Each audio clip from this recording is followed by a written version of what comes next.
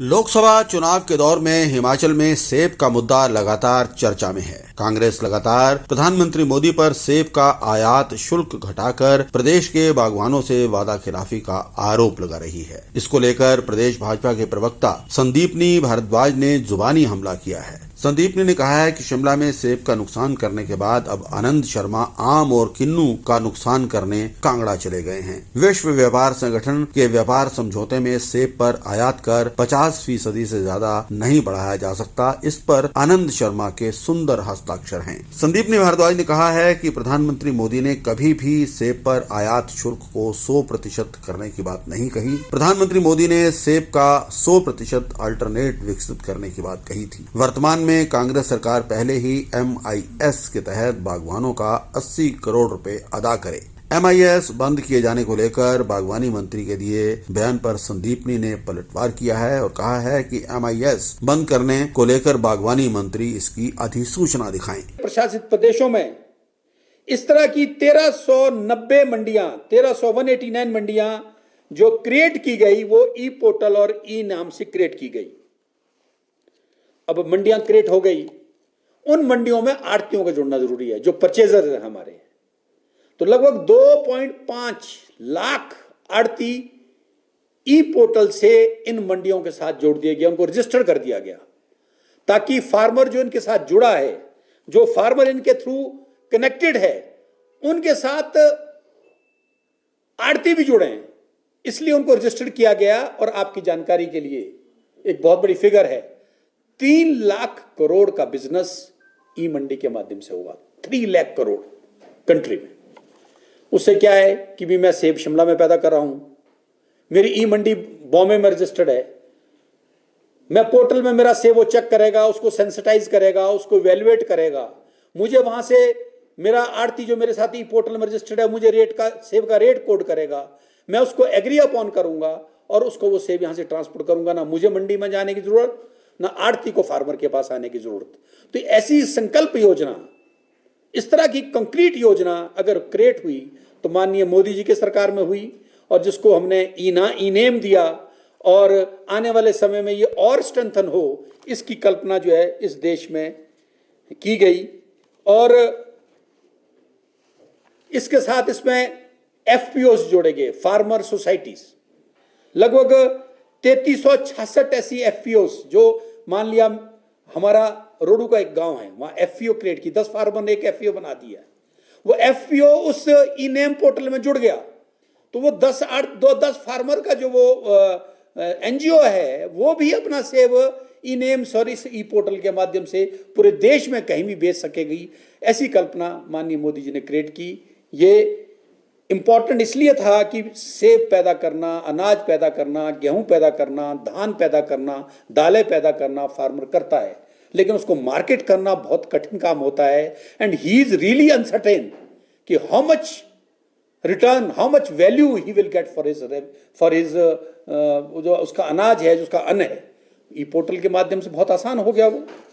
ऐसा हमारा मानना है। जो हमने नेशनल विषय को लेकर के आपसे 5 विषय रखे, ये मैंने आपके ध्यान में लाए। अब आपके ध्यान में लाना चाहता हूं,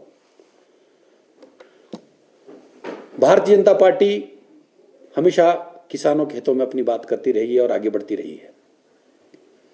जयराम जी की सरकार थी,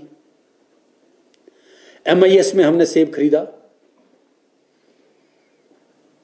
पहले तो ने सेब खरीदा नहीं, हालत ये आ गई कि लोगों को नदी में फेंकना पड़ गया, वो भी आपने देखा। लेकिन उसके बाद सेब खरीद के जब HPMC और हिमफेड को गया, तो जब हमारी सरकार पिछली बार थी तो जयराम जी पूरे किसानों का जो MIS का पैसा था उसकी पूरा भुगतान करके गए थे। पिछला सीजन बीत गया और दूसरा सीजन आरंभ हो गया। आपको मालूम है कि अब आज मेरे को दवाइयाँ खरीदनी है, मुझे नेट खरीदने हैं, मेरे को पेटियाँ खरीदनी है, मुझे इंसेक्टिसाइड खरीदने हैं, मुझे पेस्टिसाइड खरीदने हैं।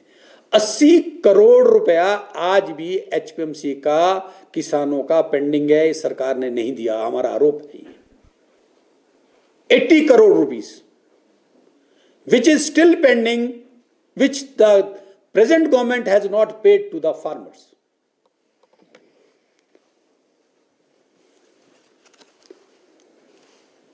सरकार बदली,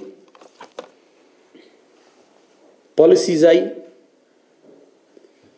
इससे पहले जयराम जी की सरकार थी, पूरे प्रदेश में मार्केटिंग के लिए मंडियां बनाने का काम बड़े लार्ज स्केल पर हुआ। इसका उदाहरण माननीय नरेश जी हमारे बीच बैठे हैं, ये किन्नौर शिमला के मार्केटिंग मंडी मध्यस्थता कमेटी के चेयरमैन थे। रोडू की मंडी हो, शिलारू की मंडी हो, अपना सेंज की मंडी हो, पराला की मंडी हो, खड़ा पत्थर की मंडी हो, मंडी में हो, कुल्लू की मंडी हो, बजौरा की मंडी हो, सारी मंडियां भारतीय जनता पार्टी की सरकार में क्रिएट हुई। और उसके बाद पूरी एक सरकार बीत गई। मेरा आरोप है कि एक भी मंडी का शिलान्यास या उद्घाटन इस 1.5 साल में ये कर पाए हैं क्या? नहीं।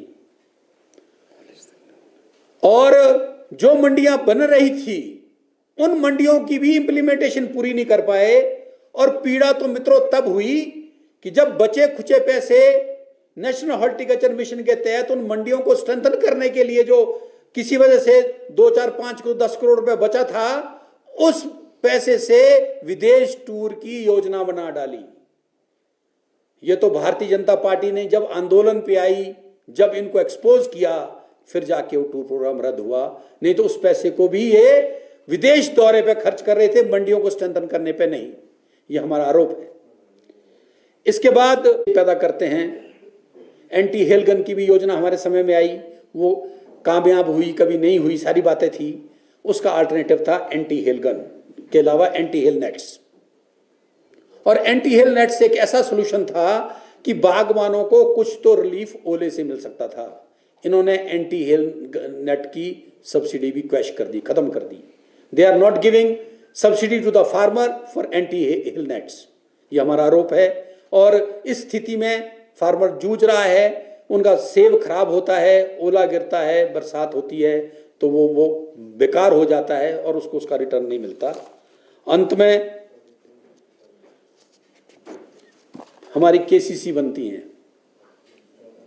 केसीसी में हम इंश्योरेंस कवरेज करते हैं, जो कोऑपरेटिव डिपार्टमेंट बैंक बनाता है, नेशनलाइज बैंक बनाता है। लेकिन उसके इंश्योरेंस के कवरेज के लिए जब ये ओले गिरते हैं या लो चीलिंग होती है तो प्रोडक्शन नहीं होता। उसका इंश्योरेंस के लिए सरकार को अपना, स्टेट गवर्नमेंट को अपना स्टैंड लेना पड़ता है उसको कवर करने के लिए, लेकिन वो नहीं करते, जिससे फार्मर को नुकसान होता है।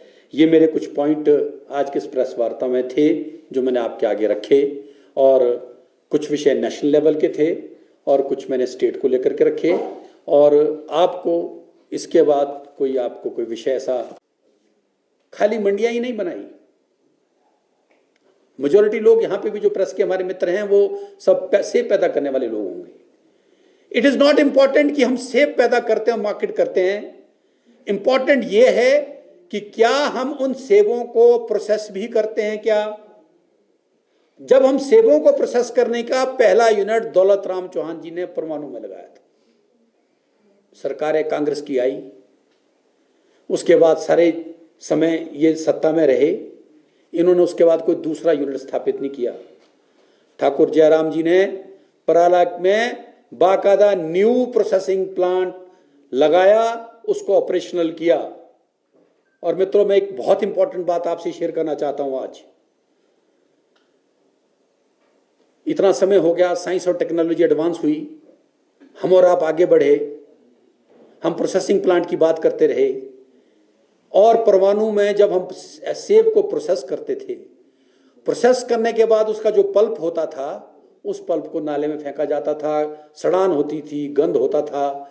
हमारे टाइम में पहले बरागटा जी जब मंत्री रहे तो प्रयास ये किया कि उसकी ऑर्गेनिक खाद बनाई जाए, लेकिन उससे भी आगे जयराम जी ने 2 कदम आगे चल करके योजना बनाई।